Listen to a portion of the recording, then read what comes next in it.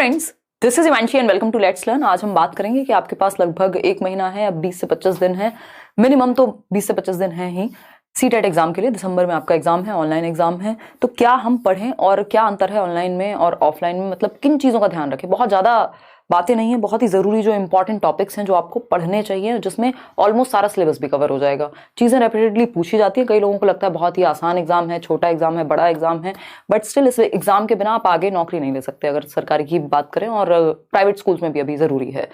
तो समझेंगे कि कुछ लाखों लोग ये एग्जाम देते हैं, मतलब अगर 12,47,000 लोगों ने पेपर 1 दिया, फिर 11 लाख समथिंग ने पेपर 2 दिया, और जो पास होते हैं कुल वो 4 लाख 6 लाख अगर टोटल मिला दें 6-7 लाख के बीच में, यानी लगभग 70-80% लोग अभी भी फेल ही हो रहे हैं। तो उस केस में हम कुछ गलत कर रहे हैं, क्योंकि इसकी अप्रोच अलग है। एग्जाम इजी है बट अप्रोच गलत हम कई बार प्रयोग कर लेते हैं। स्टार्ट करेंगे बहुत ही इंपॉर्टेंट बातों पे ही सिर्फ हम फोकस करेंगे कि सिलेबस सेम है, सब कुछ सेम है इतने सालों से, फिर भी क्या चेंजेस आए हैं उसको समझेंगे। 1 मिनट में समझेंगे एग्जाम पैटर्न क्या है, टॉपिक्स कौन से हमें कवर करने हैं, पेपर 1 पेपर 2, और उन टॉपिक्स से भी ज्यादा जरूरी क्या है, वो 2 चीजें हैं। मैं आपको पहले ही ये बात बता देती हूँ कि सिलेबस आपने कितना पढ़ लिया है, 130 नंबर आप कैसे स्कोर करेंगे, 140 नंबर आप कैसे स्कोर करेंगे। अभी कोशिश कीजिए कि वैसे तो इस चीज को आप साइड कर दें जिन लोगों ने तैयारी अभी शुरू की है ना। जो लोग पहले से कर रहे हैं उनको टेंशन वैसे भी नहीं लेनी। तो उस केस में आपके पास सिंपल आपकी अप्रोच ये होनी चाहिए कि एक तो कॉन्सेप्ट जो आप पढ़ रहे हैं, जो आप टॉपिक पढ़ रहे हैं, प्लस आपकी प्रैक्टिस, यानी आपने कॉन्सेप्ट इतनी बार रिवाइज किया हो, क्योंकि इस बार टॉपिक वही है, उन्हीं के क्वेश्चंस। मान लीजिए डेवलपमेंट से भी अगर वो मुश्किल क्वेश्चन बना दे तो वो भी सॉल्व नहीं हुआ हमसे इस बार। तो उस केस में ये जरूरी है कि कॉन्सेप्ट हम इतनी बार पढ़ लें, और प्रीवियस ईयर जितना हो सके। प्रैक्टिस से मेरा मतलब यहाँ सिर्फ और सिर्फ प्रीवियस ईयर से है, और उसमें भी ऑनलाइन पेपर सीटेट की वेबसाइट पे है, मैंने यूट्यूब चैनल पे भी डिस्कस किए हैं, यहाँ लेट्स लर्न पे, नोट्स पे भी अभी हम आएंगे। तो कॉन्सेप्ट प्लस प्रैक्टिस, उसके साथ मेरी अप्रोच ये रहेगी कि आप नोट्स जो दिए जा रहे हैं, फ्री नोट्स हैं ये, टेलीग्राम पर सीडीपी के नोट्स आपको मिल चुके हैं, बाकी सब्जेक्ट्स के भी मिल जाएंगे अगले 1-2 दिन में। तो नोट्स प्लस प्रीवियस ईयर, कुछ नहीं, कोई किताब नहीं, कुछ नहीं, जिसने जहां से भी पढ़ा हुआ है वो कॉन्सेप्ट्स मल्टीपल टाइम्स रिवाइज करने हैं और प्रीवियस ईयर को प्रैक्टिस करने मल्टीपल टाइम्स। क्योंकि अगर कॉन्सेप्ट आपका अच्छा नहीं हुआ, आप टॉपिक, नंबर ऑफ पेजेस कितने पढ़े हैं आपने दिन में, कितने टॉपिक पढ़ लिए हैं, कितना चीजें, कितनी किताबें, कितनी जगह से, कितने चैनल्स पे पढ़ लिया है, कुछ भी मैटर नहीं करता। सबसे ज्यादा जरूरी है कि आपके दिमाग में कितनी बैठी है वो चीजें। तो कॉन्सेप्ट जितना क्लियर हो सके उसको कीजिए, और प्रीवियस ईयर के साथ प्रैक्टिस कीजिए, ताकि आपको पता लगे उस कॉन्सेप्ट से क्वेश्चन पूछा कैसे गया है। क्योंकि ऑनलाइन एग्जाम में इन्होंने थोड़े से चेंजेस किए हैं, उस पर भी हम आएंगे। एग्जाम पैटर्न फटाफट से समझते हैं। टोटल नंबर जो है आपके, वो 150 नंबर का पेपर है, ये बात हम जानते हैं। कितने? 150 मार्क्स का आपका एग्जाम होता है, ये ऐसे ही होता है हमेशा से, ठीक। तो 150 नंबर का पेपर है जिसमें नेगेटिव मार्किंग है नहीं, और 150 ही मिनट मिलती है हमें, यानी 2.5 घंटे का टाइम है। टाइम सफिशिएंट है। एक टाइम था जब ये पेपर आपका 1.5 घंटे में करना होता था, तो उस टाइम पे थोड़ा और मुश्किल इसको कहते हैं, लेकिन अभी 150 मिनट पूरे हैं आपके पास। अब OMR भी नहीं फिल करनी, ऑफलाइन भी नहीं है एग्जाम। अब क्या हो गया, CBT हो गया, यानी कंप्यूटर बेस्ड टेस्ट है। ऑनलाइन आप जाएंगे, क्लिक करेंगे, जिसमें समय बचता भी है, और जिन लोगों ने बिल्कुल प्रैक्टिस नहीं की होगी उनका थोड़ा समय लग भी जाएगा, लेकिन क्वेश्चंस लेंथी बन रहे हैं, तो उसको समझना बहुत जरूरी है कि कैसे हम समय बचाएंगे। तो ये 2.5 घंटा है, 150 मिनट है, 150 क्वेश्चन है, कोई नेगेटिव मार्किंग नहीं, यानी एक भी क्वेश्चन हमें छोड़ के तो आना ही नहीं है, ठीक है। चलिए समझते हैं। और तुक्के भी वो वाले नहीं लगाने कि अक्कड़ बक्कड़ बम्बे वो 80-90 पूरे 100, वो नहीं करना। तुक्के वो लगाने जिसमें हम एलिमिनेट कर पाए, अगर लगाने भी है, किसी का मन है, या कुछ क्वेश्चंस में तो होता ही है ऐसा कि सारे क्वेश्चन आपको आते हों, ये तो पॉसिबिलिटी नहीं है। तो उस केस में हम क्या करेंगे, एलिमिनेशन का फायदा उठाएंगे। अगर हमें थोड़ा भी कॉन्सेप्ट आता है तो वो हमें हेल्प कर जाएगा आंसर तक पहुंचने में। कई बार क्वेश्चंस में आंसर खुद बता रहा होता है क्वेश्चन, वो कैसे पकड़े हम, कौन से वो पॉजिटिव नेगेटिव वर्ड्स हैं जिनको हम समझें, ये सारी बात करने वाले हैं। तो how much you need to score in each subject. अगर आप मान लीजिए पेपर इस टाइम पे आपके 130 नहीं भी आते हैं, आपके 110 आते हैं, आप 90 से ऊपर चले जाते हैं, क्योंकि ये वो समय नहीं है जब हम बहुत बड़ी बड़ी बातें करें। अगर आप मेहनत कर लेंगे तो नंबर अपने आप आ जाएंगे, लेकिन क्योंकि वो 90 की भी वैल्यू उतनी ही है जितनी 130 की है, अगर आप गवर्नमेंट एग्जाम की बात करें या देने जाएं पेपर, तो ये जरूरी कि इस टाइम पे आप क्वालिफाई कर जाएं। साल में एक बार एग्जाम हो रहा है। वर्स्ट केस सिनेरियो में इतने इतने नंबर आप ले आएंगे, अगर बात करें कि जो भी हम बात कर रहे हैं उसको अगर आप फॉलो करते हैं। जो थोड़ा सा भी स्मार्टली फॉलो कर लेगा वो 130 140, बहुत सारे लर्नर्स हैं जो 143 वाले भी कई लोग हैं, 141 वाले भी कई लोग हैं, चैनल पे भी आपने इंटरव्यूज देखे हैं। सब्जेक्ट्स की हम बात करें तो ये 5 सब्जेक्ट हैं पेपर 1 के लिए, और 5 सब्जेक्ट हैं पेपर 2 के लिए। मजे की बात यह है कि पेडागोजी इसमें बहुत ही ज्यादा सेंटर में है इस पूरे पेपर में, और 4 सब्जेक्ट आपके पेपर 2 के लिए, 5 सब्जेक्ट पेपर 1 के लिए। इसमें से जो 3 सब्जेक्ट हैं वो कॉमन है दोनों ही पेपर के लिए, बोथ दोनों के लिए 3 सब्जेक्ट बिल्कुल कॉमन है, यानी 90 मार्क्स तो एज इट इज है, ना लेवल का अंतर है, ना क्वेश्चंस का, ना सिलेबस का, ना टॉपिक का, ना कुछ और। 90 मार्क्स आपके दोनों में कॉमन है, यानी जो लोग पेपर 1 की अच्छे से तैयारी कर रहे हैं उनको पेपर 2 में पूरी हेल्प मिलेगी और समझेंगे। तो सीडीपी यानी बाल विकास हमें पता है 30 नंबर का है, मैथमेटिक्स 30 नंबर का है। मैथमेटिक्स देख के डरना नहीं है, हर एक सब्जेक्ट में 15 नंबर की पेडागोजी, 15 नंबर का कंटेंट आता है। कई बार वो 2-4 नंबर इधर उधर हो जाएगा, पेडागोजी थोड़ी बढ़ गई 2 नंबर की या कंटेंट बढ़ गया 2 नंबर का। ऐसा होता है, एक सब्जेक्ट कई बार इजी है, दूसरा थोड़ा सा मुश्किल है, तो कोई भी सब्जेक्ट हम छोड़ नहीं सकते, क्योंकि जो सब्जेक्ट हो सकता है आपने छोड़ा हो उसी में इजी क्वेश्चन आए हो उस दिन, ऐसा पॉसिबल है ना, अलग अलग सेट्स में। तो हम क्या करेंगे, समझेंगे चीजों को। ईवीएस की जब हम बात कर रहे हैं, ईवीएस एनसीईआरटी बेस्ड आता है, तो उसमें 15 नंबर आपके पेडागोजी, 15 नंबर आपका कंटेंट का है। इंग्लिश की हम बात कर रहे हैं, इंग्लिश पेडागोजी 15 नंबर की और 2 पैसेज आते हैं। ग्रामर का कोई खास रोल है नहीं और इस समय आप ग्रामर पढ़ने बैठिएगा भी मत बिल्कुल भी। हिंदी की अगर हम बात कर रहे हैं, अगेन 2 लैंग्वेज है, कोई भी जो 2 लैंग्वेज आपने ली होंगी, जिसमें 15 नंबर का पैसेज और 15 नंबर की आपकी पेडागोजी। दोनों ही लैंग्वेज की पेडागोजी सेम है और अभी कुछ 10-12 टॉपिक हैं जो हम डिस्कस करने वाले हैं, जिनसे आपका सीडीपी प्लस हिंदी इंग्लिश की पेडागोजी बहुत हद तक कवर हो जाएगी, है ना। चलिए समझते हैं। जिनका सोशल साइंस और मैथ्स है वो 60 मार्क्स में अलग अलग आएगा। तो ये 5 सब्जेक्ट हैं 30-30 नंबर के पेपर 1 के लिए। पेपर 2 में ईवीएस हट जाएगा आपका और मैथ्स हट जाएगा, उसकी जगह पर सोशल साइंस 60 मार्क्स का, जिसमें से 20 नंबर की पेडागोजी और साइंस एंड मैथ्स भी। अगेन जिन्होंने साइंस एंड मैथ्स चूज किया होगा उनके लिए 60 मार्क्स का साइंस एंड मैथ्स, 20 नंबर की साइंस एंड मैथ्स की पेडागोजी। पेडागोजी मतलब आप पढ़ाएंगे कैसे उस सब्जेक्ट को। तो इनके लिए अगर आप वो 3 सब्जेक्ट अच्छे से कर लेते हैं, एनसीईआरटी जिन्होंने पढ़ी है अच्छी बात है, जिन्होंने नहीं भी पढ़ी है वो सिर्फ प्रीवियस ईयर करेंगे इन दोनों सब्जेक्ट्स के लिए, वहां से समझेंगे चीजों को, ठीक है। चलिए समझते हैं। अगर हम बात करते हैं इंपॉर्टेंट टॉपिक्स की, कि मोस्ट इंपॉर्टेंट टॉपिक्स कौन से हैं जिनको आप बार बार पढ़ें, और अगर जिनको आप पढ़ लेते हैं तो आपका अच्छा स्कोर हो जाएगा। इससे पहले मैं आपको एक बार ये नोट्स दिखा देती हूँ, जो कि एकदम फ्री नोट्स हैं। ये आप टेलीग्राम चैनल पे जाइए, डिस्क्रिप्शन बॉक्स में लिंक मिलेगा, किसी भी फेक जगह से मत जुड़िएगा। 30 आउट ऑफ 30 आप आराम से ले आएंगे। इवन बाकी सब्जेक्ट्स हिंदी इंग्लिश पेडागोजी में भी आपको हेल्प मिलेगी, ईवीएस पेडागोजी में भी हेल्प मिलेगी। तो ये एकदम फ्री नोट्स हैं, टेलीग्राम चैनल पे आपको मिल जाएंगे और इनको आप पढ़िए। इनकी हम एक मैराथन भी रखेंगे, प्रॉपर समझेंगे चीज़ों को बढ़िया तरीके से। और यूट्यूब पे तो हम काम कर ही रहे हैं और करेंगे भी। फ्री क्लासेस जो हैं आपकी वो आपको पूरी मदद कर देंगे। कोशिश कीजिए भटके ना इस समय, कंटेंट या टीचर जो भी आपने तय कर लिया है वहां से अच्छे से पढ़ें बैठ करके, ठीक। तो ये नोट्स आप जरूर डाउनलोड कर लीजिएगा। हिंदी इंग्लिश पेडागोजी के भी नोट्स कल या परसों में मिल जाएंगे। ईवीएस के पहले इंग्लिश मीडियम दे चुकी हूँ, हिंदी मीडियम भी मिल जाएंगे। तो मोस्ट इंपॉर्टेंट टॉपिक हैं ये, कुछ 13 टॉपिक लिखे हुए हैं और समझते हैं इनको। सबसे पहले करना है आपको इस टाइम पर, बार बार करना है, सिर्फ खत्म नहीं करना है कि हाँ पढ़ा तो हुआ है, और पढ़ा तो हुआ है, पेपर करने बैठते हैं तो सॉल्व नहीं होते क्वेश्चन, ठीक। तो कॉन्सेप्ट ऑफ डेवलपमेंट यानी डेवलपमेंट, 4 नंबर के आसपास आपके क्वेश्चन मिनिमम आ जाते हैं विकास की प्रक्रिया से, है ना। छोटा सा टॉपिक है, अगर आप नोट्स में पढ़ेंगे, मैंने बहुत कंसाइज वे में, ऐसा नहीं है ये सिर्फ 42 पेज के नोट्स हैं, ऐसा नहीं आपको बहुत ज्यादा पढ़ना है, 400 पेज नहीं पढ़ने हैं इस टाइम पे। स्पेशली नोट्स का मतलब ये है कि आपने या तो खुद के बनाए हो या फिर कंसाइज, कम शब्दों में ज्यादा बात कही जा रही हो जहां पे, क्योंकि पेपर में क्वेश्चंस बहुत रिपीट होते हैं, टॉपिक सिलेबस सब सेम है, ठीक है जी। अगर हम बात करें डेवलपमेंट की तो 4 से 5 क्वेश्चन डेवलपमेंट पर आते हैं, जिसमें डेवलपमेंट के प्रकार क्या हैं, प्रिंसिपल्स क्या हैं, ये एक छोटा सा चैप्टर हुआ। प्याजे वाइगॉस्की कोलबर्ग मिला के 4 नंबर के क्वेश्चन कम से कम आ जाते हैं। कई बार वाइगॉस्की के 2 क्वेश्चन आ जाएंगे, कभी प्याजे के 2 आ जाएंगे, तीनों से एक तो आता ही है, कई बार मल्टीपल क्वेश्चन भी आ जाते हैं। तो उस केस में 4 नंबर कम से कम आपके यहाँ कवर हो जाएंगे, ठीक। ये जो आपको शुरुआत के 5-6 टॉपिक दिख रहे हैं, ये 20 नंबर का हिसाब किताब है अगर आप सीडीपी की बात करें, और अदर सब्जेक्ट में भी ये आपको हेल्प करेंगे। तो कोई रीजन नहीं है आपके पास कि आप इन टॉपिक्स को छोड़ें, ठीक। तो डेवलपमेंट का कॉन्सेप्ट प्याजे वाइगॉस्की कोलबर्ग, इनकी सबकी वीडियो लेट्स लर्न पे है, अभी मैराथन में मैं फिर से रिवाइज कराऊंगी आपको, ठीक। सीसीई यानी कॉन्टिन्यूअस एंड कॉम्प्रिहेंसिव इवैल्यूएशन, सतत एवं व्यापक मूल्यांकन। इसकी जब हम बात कर रहे हैं तो डायग्नोस्टिक और रेमेडियल टीचिंग एक ऐसा विषय है जिसको आप शायद 10 मिनट भी ना लगे आपको पढ़ने में। डायग्नोस्टिक का मतलब है आप रीजन जानेंगे, गैप पता करेंगे, और रेमेडियल का मतलब है गैप पता करने के बाद आप बच्चे को रेमेडी देंगे, उसको सिखाएंगे सही ढंग से या दोबारा से या जैसे भी पॉसिबल हो, ठीक। जहां उसकी प्रॉब्लम है उसको सॉल्व करेंगे, बस इतनी ही बात है और इसी पे क्वेश्चन आएगा। सीसीई में और क्या है, assessment for learning, as learning, of learning, ये थोड़ा सा जानना है। और समग्र रूप से हम बच्चे का होलिस्टिक इवैल्यूएशन की बात करें, उसको पूरी तरह से सर्वांगीण रूप में जांच पाएं, ठीक। ठीक, तो ये 3 टॉपिक हो गए। फिर एनसीएफ 2005 से भर भर के क्वेश्चन आते ही हैं हर साल, ये भी वीडियो मैंने बनाया हुआ है, नोट्स में भी गिवन है, उतना कर लेना है, ज्यादा नहीं करना। इंक्लूसिव एजुकेशन की हम बात करें, 5 नंबर का अकेला टॉपिक है अपने आप में, और ये 5 नंबर आपको अदर सब्जेक्ट्स में भी हेल्प करेंगे, सारे टॉपिक्स आपस में जुड़े हुए हैं। ठीक, तो समावेशी शिक्षा यानी सबको समावेशन, सभी बच्चों को पढ़ाना, चाहे वो स्पेशल बच्चा हो, नॉर्मल बच्चा हो, गिफ्टेड बच्चा हो। ठीक, अगर हम बात कर रहे हैं नेशनल एजुकेशन पॉलिसी की, तो इस बार बहुत क्वेश्चन आए नेशनल एजुकेशन पॉलिसी से, ये भी मैंने नोट्स में बहुत ही कंसाइज वे में दिया हुआ है, इससे क्वेश्चंस कैसे आए वो भी दिए हुए हैं, और ये कराई भी हुई है यूट्यूब पे अभी लेटेस्ट वे में, वो भी आप देख सकते हैं। सीसीई एक और बार लिखा हुआ है, ये सीसीई वो वाला नहीं है, ये है child centred education.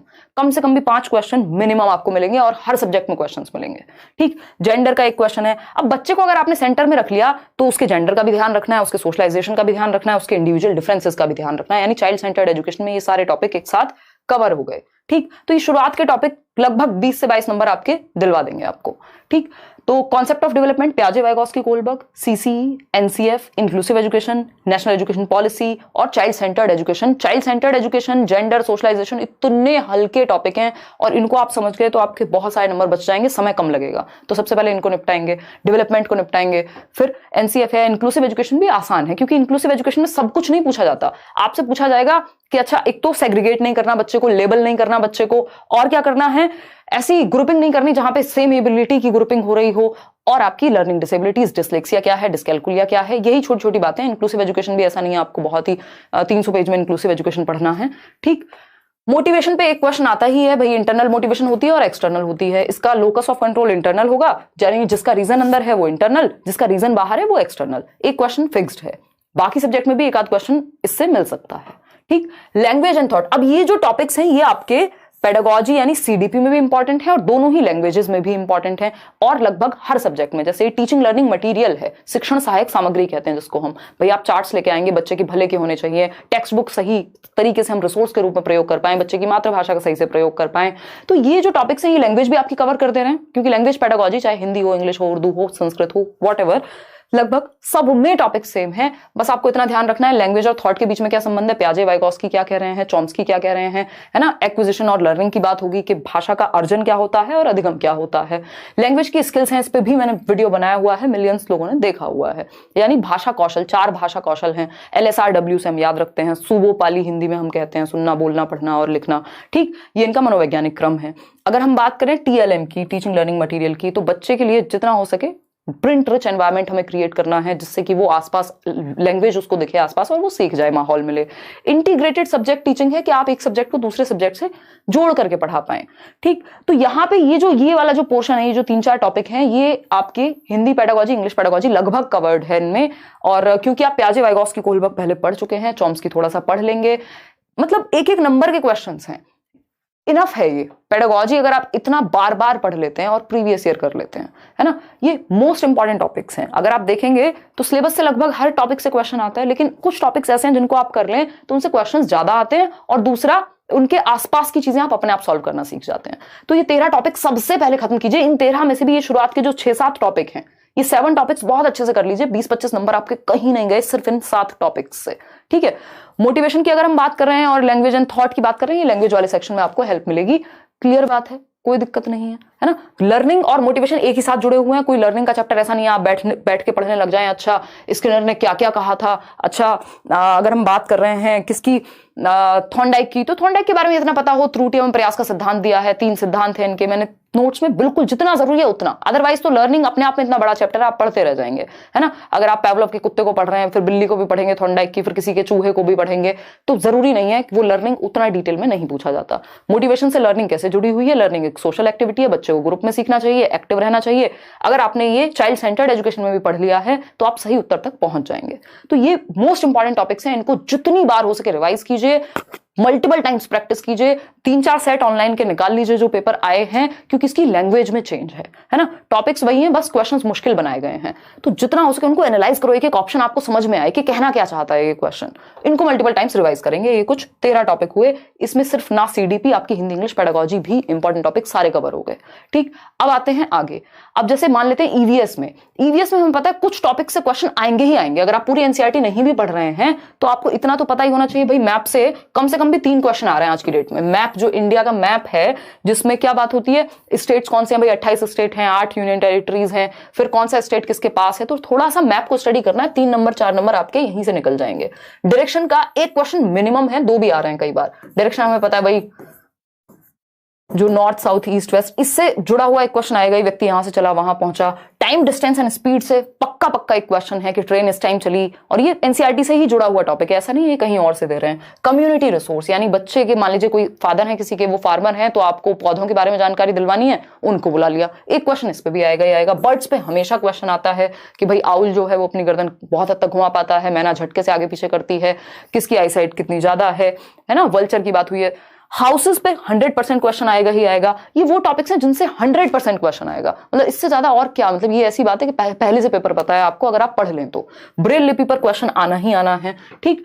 B keeping, मधुमक्खी पालन अक्टूबर टू दिसंबर में बेस्ट टाइम होता है। डेजर्ट ओक पे क्वेश्चन आता ही है, एलिफेंट्स पे क्वेश्चन आता ही है। जेंडर, अगेन अगर जेंडर आप वहां पढ़ चुके हैं, यहां आपको अलग से पढ़ने की जरूरत नहीं है। एक क्वेश्चन हर सब्जेक्ट की पेडागोजी में जेंडर का ये लोग डालने लगे हैं अभी, ठीक। सीड्स यानी बीज को लेकर के, तो आप बच्चे को एक्सपेरिमेंट यानी उसको बोने का मौका दें, फिर वो उसको ऑब्जर्व करेगा सीड्स को, बीजों को। स्टेट्स पे बात हो गई, ये मैप से ही जुड़ा हुआ टॉपिक है। थीम्स ऑफ ईवीएस, इनसे कई question, 3 question 4 question themes of EVS पे आ जाते हैं। 6 थीम है। फैमिली, फ्रेंड्स जो कि एक है, फिर फूड चाहिए हमें, water, shelter, travel, things we may can do, इनको दिमाग में बैठा लेना। इन्हीं के अराउंड क्वेश्चन कई सारे आते हैं थीम्स ऑफ ईवीएस पे। ये हुई पेडागोजी ऑफ ईवीएस की बात। इंटीग्रेटेड ईवीएस क्या है कि ईवीएस में हम 3 सब्जेक्ट पढ़ते हैं, और कक्षा 1 और 2 में ईवीएस की कोई टेक्स्ट बुक नहीं होती, 3rd 4th 5th में होती है। कक्षा 1 और 2 में हम ईवीएस किस में पढ़ते हैं, लैंग्वेज और मैथ्स की सहायता से हम ईवीएस समझा देते हैं, उसको अपने पर्यावरण के बारे में बता देते हैं बच्चे को, ठीक। ईवीएस यानी एनवायरमेंटल स्टडीज, एनवायरमेंटल साइंसेज नहीं है इसका मतलब यहाँ। अब ईवीएस में 3 चीजें हैं, एक तो है एनवायरमेंट खुद, दूसरा है साइंस के बारे में भी जानेगा, साइंस भी इसमें इंक्लूड हो गया, इंटीग्रेट कर लिया, और तीसरा है सोशल साइंसेज या सोशल स्टडीज। तो ये 3 सब्जेक्ट इंटीग्रेट करके ईवीएस में पढ़ाए जाते हैं। बेसिक बात है, कोई दिक्कत नहीं है इस बात को समझने, ये फिक्स्ड है टॉपिक, इनको कोई हिला नहीं सकता पेपर से।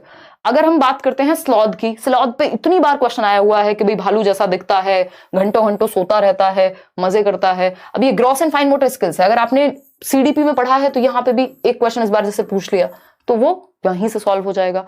मलेरिया की अगर हम बात कर रहे हैं तो मलेरिया पे किसी डॉक्टर के बारे में बात है, कभी इसकी दवाई क्या है, कैसे होता है, रोनाल्ड रॉस ने एक्सपेरिमेंट किया, तो मलेरिया पे भी एक क्वेश्चन आता ही है। आयरन रिच फूड पे बहुत बार रिपीट हुआ है। झूम फार्मिंग, अब ऐसा नहीं है कि झूम फार्मिंग तो हमें पता है, ये सब तो हमें पता है, कितना डिटेल में पता है और कितनी बार पढ़ा है उसको, कितनी डिटेल में समझा है, ये बहुत जरूरी है। ऑप्शंस जब आपके सामने बन करके आएंगे, स्टेटमेंट वाले क्वेश्चंस, या 4 ऑप्शंस में से 3 सही हैं, 2 सही हैं, तो क्या आप कर पाएंगे? तो उतने अच्छे लेवल का आपका कॉन्सेप्ट होना चाहिए। टेक्स्ट बुक ऑफ ईवीएस, अभी स्थिति वो है कि एक किताब आपको 10 बार पढ़नी है, ना कि 10 किताबें या 10 जगह से आपको भटकते रहना है। जो भी रिसोर्स आपने चूज किया उसको इतने अच्छे से करिए कि दिमाग में चीजें सेट हो, कंफ्यूजन की जगह ना बचे। टेक्स्ट बुक ऑफ ईवीएस पे हर बार क्वेश्चन आता है कि भाई एक रिसोर्स है, ज्यादा डेफिनेशंस या टेक्निकल लैंग्वेज नहीं होनी चाहिए बुक में, क्या है एक संसाधन है, मनोवैज्ञानिक रूप से लिखी हुई होनी चाहिए, एक्टिविटीज इन्वॉल्व होनी चाहिए। कन्नौज में इत्र मिलता है, इस पे कितनी बार क्वेश्चन आया हुआ है। प्रोसेस स्किल्स पे अब क्वेश्चन आने लगा है पिछले 2 सालों में। प्रोसेस स्किल्स क्या है? जिसमें बच्चे को सोचना पड़े, जैसे कि ऑब्जर्व करना, एक्सपेरिमेंट करना, क्लासिफाई करना, ये सारी प्रोसेस स्किल्स हैं। मिसकॉन्सेप्शंस पे क्वेश्चन आता ही है, सीडीपी का ही पार्ट है ये, कि आप जब ये जान रहे हैं कि बच्चे गलतियां करते हैं, एरर एक स्वाभाविक बात है, तो वो उनकी भ्रांतियां भी कुछ पैदा हो जाती हैं, जिनको हम ऑल्टरनेटिव कॉन्सेप्शंस कहते हैं। और ये ऑल्टरनेटिव कॉन्सेप्शंस क्या है? लर्निंग में हेल्प करते हैं। हर चीज लर्निंग में हेल्प करती है, आपको ये मान के चलना है, ठीक।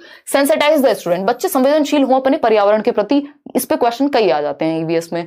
सिंपल टू कॉम्प्लेक्स अप्रोच हमेशा अपनानी है, जटिल से सरल की ओर नहीं जाते, सरल से जटिल जाते हैं। Simple to complex, general to specific जाते हैं। बच्चे को हरदम एक्टिव रखना है, कभी भी क्वेश्चन आएगा आप फंस रहे हो, देख लीजिए बच्चा किसमें ज्यादा स्वतंत्र है, किसमें ज्यादा एक्टिव है, कहां वो खुद से एक्सप्लोर कर रहा है, सक्रिय कहां है बच्चा, अर्थपूर्ण अधिगम कहां हो रहा है। सिंपल बात। तो ये टॉपिक्स कोई भी इधर उधर इनको कर नहीं सकता, पहले इनको बैठ करके कर लीजिए। अगर आप कंफ्यूज हैं, सारा कुछ चैनल पे कराया हुआ है, सर्च करके वीडियो, आगे नाम डालिए हिमांशु सिंह, या जो भी टॉपिक आप सर्च कर रहे हैं मिल जाएगा लगभग आपको, ठीक। अब बात हो रही है किन वर्ड्स पे हम फोकस करें। जब आप क्वेश्चन सॉल्व कर रहे होंगे, पेपर सॉल्व कर रहे होंगे, तो कुछ वर्ड्स आपके सामने आते हैं, तो वाइल सॉल्विंग द पेपर उस टाइम पे किन वर्ड्स को हम ध्यान में रखें। तो ये कुछ वर्ड्स हैं जो मैंने यहां आपके लिए मार्क किए हैं कि इनका हम ध्यान रखेंगे जब पेपर सॉल्व कर रहे होंगे। अभी हम आएंगे कि अगले 25 दिन में, एक हफ्ते में आप क्या करें, दूसरे हफ्ते क्या करें, उस पर भी आएंगे। पहले जरूरी है हमें पता तो हो कि हमें करना क्या क्या है, ठीक है ना। अगर हम बात कर रहे हैं यहां, तो कुछ वर्ड्स हैं, इसको आप ऐसे डिवाइड कर सकते हो, कई लोग अभी परेशान होंगे कि भाई लगभग 1 महीना है, फिर शिफ्ट्स में एग्जाम होगा, उस टाइम पे तो बहुत कुछ हम करने भी वाले हैं, मैराथन सेशंस होते हैं हर साल। अगर हम बात करें किसकी, कि हमें ये पता हो कि हमारे पास मान लीजिए 4 वीक्स का टाइम है अभी, या 3 वीक्स भी हैं, 4 वीक्स तो है ही, क्योंकि मिड दिसंबर में जाके एग्जाम कहीं शुरू होगा। पिछले साल भी 16 दिसंबर के आसपास शुरू हुआ था, अभी भी आपकी फॉर्म फिलिंग चल ही रही है। तो इन 4 हफ्तों को हम कैसे डिवाइड करें? जो शुरुआत का 1 हफ्ता है, सबसे पहले अपने कॉन्सेप्ट्स इनको ठीक करिए। अब मंडे से अगला मंडे तक अपने कॉन्सेप्ट्स पढ़ लीजिए। ये जो भी इंपॉर्टेंट चीजें बताई हैं बिल्कुल पक्की, मतलब इसको और इससे ज्यादा सीरियसनेस के साथ, या मैं और ज्यादा भरोसा आपको दिला नहीं सकती कि अगर आप ये कॉन्सेप्ट्स जो आपको अभी मैंने पीडीएफ ये मिल जाएगी टेलीग्राम पे, इन टॉपिक्स को अगर आप निपटा लेते हैं अगले 1 हफ्ते में, जो कि संभव है, इस 1 हफ्ते में आप ये टॉपिक पढ़ सकते हैं। यूट्यूब से पढ़िए, मैं नोट्स दे रही हूं, उससे पढ़िए, किसी बुक से पढ़िए, जहां से भी आपने पढ़ा हो या पढ़ने जा रहे हैं। ठीक, तो उस केस में वैसे तो नोट्स में इनफ है, चैनल पे इनफ है चीजें, तो आप कॉन्सेप्ट्स अपने बेहतर कर लीजिए इस 1 हफ्ते में। एक्स्ट्रा क्लास आप शाम को 9 बजे आ रहे हैं, क्वेश्चन प्रैक्टिस कर रहे हैं, कर लीजिए, बट अभी 1 हफ्ते फोकस रखिए कॉन्सेप्ट के। मुझे 1 हफ्ते तक कॉन्सेप्ट करना है। अगर आपका कॉन्सेप्ट क्लियर नहीं हुआ, आप सिर्फ क्वेश्चंस के भरोसे नहीं जा सकते, क्योंकि क्वेश्चंस आपको कंफ्यूज कर देंगे वहां। ठीक है ना? तो 1 हफ्ते तक आपको कॉन्सेप्ट्स बार बार समझने हैं। ये जितने भी कॉन्सेप्ट हमने बताए सिर्फ उतने कर लीजिए। ठीक, सेकेंड वीक की अगर हम बात करें, दूसरे हफ्ते में क्या करेंगे हम? अब हम उठाएंगे प्रीवियस ईयर को साथ में। ठीक है, क्योंकि एक आध प्रीवियस ईयर अगर आपने अभी तक देखा होगा बहुत अच्छी बात है, नहीं भी देखा तो अब आप ज्यादा टेंशन मत लीजिए। सबसे पहले आप ये कॉन्सेप्ट्स ही कर लीजिए, डायरेक्ट पढ़ना शुरू कर दीजिए नोट से। और सेकेंड वीक में आप ये जो कॉन्सेप्ट आपने पढ़े हैं और प्रीवियस ईयर, और कोई प्रैक्टिस सेट नहीं, कोई टेस्ट सीरीज नहीं, कुछ नहीं।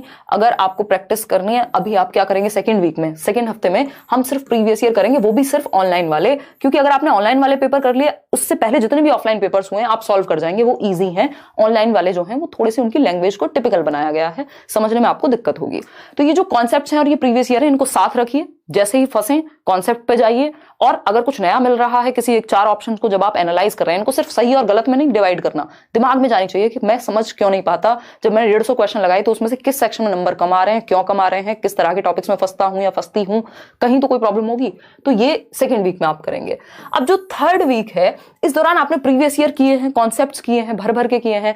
अगर आपको लगता है आपकी स्पीड में कमी है, तो उस केस में आप सीटेट की वेबसाइट पे चले जाइए, किसी टेस्ट सीरीज में एनरोल हो जाइए, जो भी आपको करना है साथ में वो प्रैक्टिस कर लीजिए, ताकि टाइम मैनेजमेंट आपको थोड़ा सा आ जाए ऑनलाइन में, कि आप पैसेज पढ़ पाएं, आप लेंथी क्वेश्चंस कर पाएं, थोड़ी सी स्पीड आपकी बढ़ेगी उससे। तो हम क्या करेंगे, थर्ड वीक में टेस्ट के रूप में, चाहे तो सिर्फ प्रीवियस ईयर ही निकाल लीजिए, सीटेट की वेबसाइट पे सारे प्रीवियस ईयर आपको मिल जाएंगे। टेस्ट देना है अपने तरीके से, ऐसा नहीं है बेइंतहा टेस्ट दे देने हैं, बट हाँ 10-12 जितने भी हो सके वो टेस्ट हमें लगभग लगाने हैं। अगेन प्रीवियस ईयर कॉन्सेप्ट को नहीं छोड़ना है। ठीक, फोर्थ वीक तो अगेन फिर अब तो आप जितना रिवाइज कर सकें, जो भी चैनल पे चल रहा हो उस टाइम पे जो मैराथन्स हो, अपनी स्ट्रेटजी इस तरह से बना के रखिए कि क्वेश्चन एक भी छोड़ के नहीं आएंगे। बच्चे के भले के बारे में सोचेंगे, जो इंपॉर्टेंट वर्ड्स हैं, की वर्ड्स हैं जिन पे अभी हम आएंगे, ब्रेनस्टॉर्मिंग क्या है एंड ऑल, उन पे आप फोकस करें। तो सारा उस टाइम पे आप रिवीजन और साथ में प्रैक्टिस, अगेन प्रीवियस ईयर, और कुछ अभी नहीं सोचना। जो भी रिसोर्सेज हैं उनको जितनी बार हो सके करना है। याद रखिएगा, जिन्होंने कॉन्सेप्ट्स बार बार रिवाइज नहीं किए इस बार फंसेंगे, क्योंकि ऑनलाइन की लैंग्वेज टफ है, कॉन्सेप्ट वही है, टॉपिक वही है, सिलेबस वही है, रिपीट भी हो रहे हैं बहुत सारे क्वेश्चन, लेकिन जो क्वेश्चन रिपीट नहीं हो रहे हैं उनमें लैंग्वेज की दिक्कत है। ठीक, आसान से टॉपिक से भी मुश्किल क्वेश्चन बना के पेश किया जा रहा है कई बार। तो ये जरूरी है कि हम इस तरह से इस टाइम को डिवाइड कर लें अपने। ठीक, अब आते हैं वो वर्ड्स कौन से हैं जिन पे आपको फोकस करना है। जब क्वेश्चन में हमें दिख रहा हो एक्सेप्ट लिखा हो, नॉट लिखा हो, लीस्ट लिखा हो, कि इसको छोड़ के इसके सिवाय ये नहीं, तो हमें ध्यान से पढ़ना है कि पूछा क्या है। क्वेश्चन ईजी होता है ज्यादातर केस में, बस हम फंस जाते हैं क्योंकि हमारा ध्यान लीस्ट पे या नॉट पर या एक्सेप्ट पर होता नहीं है। तो इसको हमें ध्यान रखना है। दूसरी एक चीज, एक्टिविटी बच्चों को हमेशा करानी है, एक पॉजिटिव बात है। इंक्वायरी कराते रहना है, इंटरेक्ट करने देना है एक दूसरे के साथ, मतलब बच्चा एक्टिव रहे। कोऑपरेशन एक पॉजिटिव वर्ड है, असिस्ट करना, कोलैबोरेशन यानी सहयोग कर रहे हैं, सहायता कर रहे हैं बच्चे एक दूसरे की, पॉजिटिव बात है। कंफर्ट टीचर को नहीं देना है, टीचर एकदम सुपरमैन है, सुपर वुमेन है। टीचर अपने काम से किसी भी ऑप्शन में बचता आपको नजर आए तो वो ऑप्शन से आपको दूर भाग जाना है, क्योंकि टीचर को मेहनत भरपूर करनी है। ठीक, फिर आता है स्टेटमेंट क्वेश्चंस। इस बार ये पहली बार इस तरह के क्वेश्चंस आना शुरू हुए जिसमें एक स्टेटमेंट यानी असर्शन है, कथन है, और उसका रीजन है, उसका तर्क है। इस तरह के क्वेश्चंस को प्रीवियस ईयर से भरपूर पढ़िए, समझिए, और अगर कॉन्सेप्ट अच्छा होगा, अगर आपको स्टेटमेंट पढ़ के समझ आ जाएगा, कहां से समझ आएगा? अगर कॉन्सेप्ट आपको पता होगा कि भाई डेवलपमेंट में ऐसा होता है कि नहीं होता। अगर नहीं होता तो आपको समझ में आ जाएगा ये बात गलत है, तुक्के नहीं लगाने। ठीक, फिर आता है be careful while solving the passage. जब आप पैसेज सॉल्व कर रहे हैं थोड़ा सा ध्यान रखेंगे, और टाइम का भी, और वैसे भी कि आपके कुछ क्वेश्चन डायरेक्ट सॉल्व हो जाएंगे, जो बात पैसेज में कही जा रही है उसी के अनुसार चलना है, अपना दिमाग ज्यादा नहीं लगाना वहां। मदर टंग को हमेशा प्रेफरेंस देनी ही होती है, मातृभाषा से पॉजिटिव कोई और चीज नहीं है। बहुभाषिता को हमें इंपॉर्टेंस देनी है, मल्टीलिंगुअलिज्म को। एक सिंगल क्वेश्चन भी आपको छोड़ना नहीं है, एलिमिनेट कर देंगे। अगर 2 ऑप्शन हटा पा रहे हैं तो देखेंगे बेस्ट कौन सा हो सकता है बच्चे के विषय में। ब्रेनस्टॉर्मिंग यानी बच्चा जहां विचारशील हो, जहां वो डाइवर्जेंट थिंकिंग करे, दिशाओं में सोचे, ओपन एंडेड थॉट उसका वहां प्रवोक हो रहा हो, यानी वो सोच पा रहा हो, उसको सोचने का मौका मिल रहा हो, मतलब क्वेश्चन सही है, अच्छी तरफ लेके जा रहा है। पीयर ट्यूटरिंग यानी बच्चे एक दूसरे को सिखा रहे हैं। लर्निंग डिसेबिलिटीज, डिसलेक्सिया है, डिसकैलकुलिया है, डिसग्राफिया है, इन 3 से ही सबसे ज्यादा क्वेश्चंस आते हैं। बच्चे का जो रियल एक्सप्रेशन है, जो उसकी एकदम स्वाभाविक अभिव्यक्ति है, उसको नहीं रोकना, उसको तुरंत कोई गलती भी करे तो एकदम से सही नहीं करना, मौका देना है। डिस्कशन जितना हो सके, क्लास में परिचर्चा जितना हो सके करनी है। रट्टे से दूर भागना है ना, रोट मेमोराइजेशन, क्रैमिंग, लेबलिंग, ये सब से दूर भागना, ये नेगेटिव वर्ड हैं। तो इन टॉपिक्स को एक बार दिमाग में रखिएगा, ये आपको पेपर में देखने को मिलते हैं कि ये जो वर्ड्स हैं इनका हमें विशेष ध्यान रखना है। ठीक, आगे बढ़ेंगे। अगेन कंक्लूजन जो है आज के सेशन का वही निकल के आता है कि जितना हो सके रिवीजन। अगर रिवीजन के लिए अगर आपने अभी नहीं पढ़ा है तो इतना समय है कि आप जो कॉन्सेप्ट शुरुआत में बताए आज के सेशन में, उन कॉन्सेप्ट्स को मल्टीपल टाइम्स पढ़ लें। कहां से पढ़ लें? नोट्स आपको दिए हुए हैं, मिल रहे हैं, सेशंस हो रहे हैं डेली। होपफुली हम लोग मैराथन्स भी जल्दी ही शुरू कर देंगे। प्लस प्रीवियस ईयर, वो भी सिर्फ ऑनलाइन वाले, जिन्होंने पहले वाले किए हुए हैं बहुत अच्छी बात है, लेकिन अब आप सिर्फ और सिर्फ ऑनलाइन पेपर्स करिए क्योंकि उनका लेवल अच्छा है। अगर आप उन क्वेश्चंस को कर ले रहे हैं, आसान क्वेश्चन आपसे अपने आप हो जाएंगे। और ऐसा नहीं है सारे क्वेश्चंस मुश्किल हैं ऑनलाइन में, है ना। तो ये जरूरी है कि हम इस बात को समझ पाए। बात रही मैथ्स पेडागोजी की, तो मैथ्स पेडागोजी के लिए क्या करेंगे? एक मैराथन सेशन है, उसको देखेंगे, अभी नोट्स मिलेंगे, उसको पढ़ेंगे। और क्या है, हमें पता है नेचर ऑफ मैथमेटिक्स पे क्वेश्चन आएगा ही आएगा, बच्चों को कैसे डर लगता है मैथमेटिक्स में, क्या प्रॉब्लम्स हैं, वो सब आएंगी। बाकी का जो 15 नंबर का कॉन्टेंट है, क्योंकि हम किसी भी सब्जेक्ट को छोड़ नहीं सकते। कई बार ऐसा होता है कि बहुत ही आसान क्वेश्चन, लड्डू क्वेश्चन आते हैं मैथ्स में, और उस केस में आपको वो, अगर आपने बिल्कुल ये सोच के गए होंगे कि ये तो छोड़ना ही है, तो बहुत सारे नंबर चले जाएंगे, है ना। तो 15 नंबर का जो कंटेंट है उसके लिए मैथ्स में सिर्फ प्रीवियस ईयर कर लीजिए, क्योंकि मान लीजिए एक टॉपिक है, नंबर्स का टॉपिक है, तो वैसा ही क्वेश्चन आएगा, बस आपको वो तो पता चल जाए। तो जहां से भी हो सके छोड़ना नहीं है ना। कोशिश करनी है पेडागोजी तो जितनी अच्छी स्ट्रांग हो जाए, और बाकी एटलीस्ट इतना हो जाए कि काम चल जाए आपका। एक लिटरल मीनिंग है पेपर में, एक कोवर्ट मीनिंग है, छिपा हुआ मीनिंग है, कॉन्सेप्ट से आएगा वो कि कहना क्या चाह रहा है। क्वेश्चन पढ़ के अगर आप समझ गए, आधा काम खत्म। तो क्वेश्चन पढ़ के समझना सीखना है, वो सबसे ज्यादा जरूरी है। तो ये सारी जो बातें हैं वो लाइक शेयर सब्सक्राइब आप कर दीजिएगा। अगर आप भूल गए हो, मैं भी भूल गई हूँ आज, क्योंकि हम बहुत सीरियस बात कर रहे हैं, ये जरूरी है कि आप थोड़ा सा ध्यान रखें। इस टेलीग्राम चैनल पे आपको लेट्स लर्न स्क्वाड पे ये पीडीएफ मिल जाएगी, ये टॉपिक्स कृपा करके पढ़ लीजिएगा। इसके अलावा आपको लगता हो कि कोई और चीज है जो पूछनी बाकी है, तो आप पूछ सकते हैं। इन टॉपिक्स को बिल्कुल मत छोड़िएगा। ये जो 13 टॉपिक हैं, ये आपका बेस एकदम बढ़िया तैयार करा देंगे, और नंबर आपको दिखते नजर आएंगे पेपर में, है ना। सीडीपी में पता नहीं कितने लोग 30 आउट ऑफ 30 लेके आते हैं हर बार, और वो जो नोट्स हैं 40 पेज के, उनको आप पढ़ लीजिए। 30 आउट ऑफ 30 तक भी आप ला सकते हैं। 28 तो आएंगे, 27 तो आएंगे। हिंदी, इंग्लिश, पेडागोजी हुआ, ईवीएस हुआ, ये सब स्कोरिंग है। ये जो 3-4 सब्जेक्ट हैं आपके, ये बेहद स्कोरिंग है। फोकस किस चीज पे करना है? पहले कॉन्सेप्ट आपको पता हो अगले 1 हफ्ते में, और साथ में प्रीवियस ईयर, और मल्टीपल टाइम रिवीजन देना है। उसका रीजन वही है कि क्वेश्चन अगर मान लीजिए झूम फार्मिंग से भी आया, तो आपको ये लगेगा कि यार पढ़ा तो था, कहीं पता नहीं क्या था। अब आप कंफ्यूज हो रहे हैं 3 ऑप्शन देख करके। तो कॉन्सेप्ट जितना हो सके आप प्रैक्टिस करें। और प्रीवियस ईयर ऑनलाइन वाले पेपर सीटेट की वेबसाइट पे अवेलेबल है, मैं यहाँ यूट्यूब पे भी करा रही हूँ अलग अलग सब्जेक्ट के, तो वो भी आप देख लीजिए। उनको एनालाइज करना है, रटना नहीं है, ठीक है जी, रटना नहीं है। और आज वैसे संडे वार्ता होनी थी, बट हम कर नहीं रहे, क्योंकि अभी आप पढ़ाई पे फोकस करें। डेली 9 बजे यहाँ रात को क्लास होती है आपकी 9 PM लेट्स लर्न पर ही, और ये नोट्स सभी को फ्री मिलेंगे। तो अभी हिंदी, इंग्लिश और मैथ्स, ईवीएस, सीडीपी, इन सबके भी।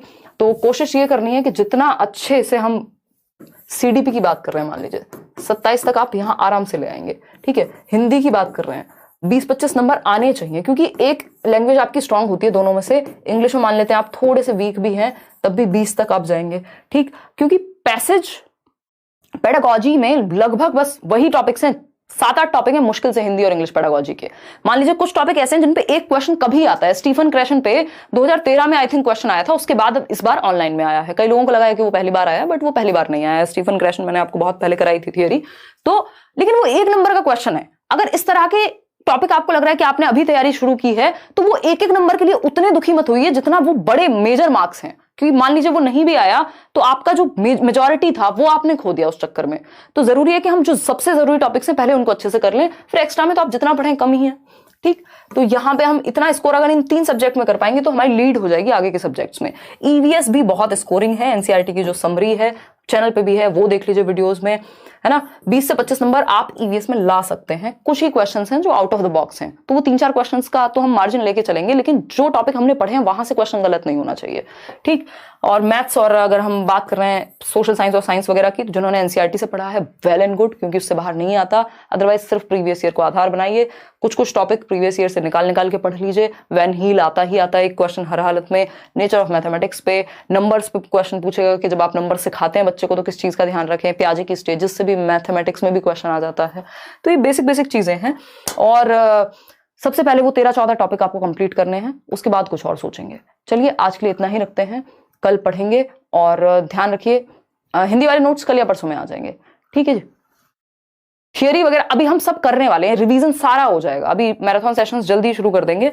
उसमें क्या होगा, जैसे सीडीपी है तो उसके सारे टॉपिक एक वीडियो में 2 वीडियो में कंप्लीट कर लेंगे। उसके अलावा अगर हम हिंदी की बात करें, इंग्लिश की बात करें, तो 1 शॉट में हम लोग खत्म करते हैं हर साल।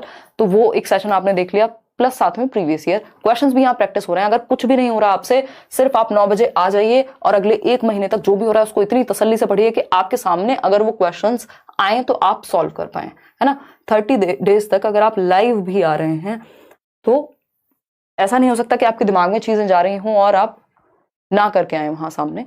तो उतना भी अगर आप कर लेंगे, पीडीएफ मिल रही है उसको भी पढ़ ले रहे हैं बाद में, इतना एटलीस्ट करिए, ठीक है। पेपर आराम से क्लियर हो सकता है, इतना बड़ा सिलेबस नहीं है, इतना मुश्किल भी नहीं है, सही अप्रोच होनी चाहिए। अब ये नहीं है आप बैठ के ग्रामर पढ़ रहे हैं या व्याकरण पढ़ रहे हैं, जिसके क्वेश्चन ही 2 या 3 आएंगे वो भी पैसेज से आप सॉल्व कर पाएंगे। इतनी बेसिक ग्रामर आपने कभी ना कभी तो पढ़ी होगी, क्योंकि अगर आप ग्रामर पढ़ने बैठ गए आप सोचेंगे अच्छा ज्यादा नहीं पढ़ता हूँ, थोड़ी पढ़ लेता हूँ। थोड़ी क्या होती है, उसमें तो सारे टॉपिक जैसे हैं वैसे ही रहेंगे, ठीक है।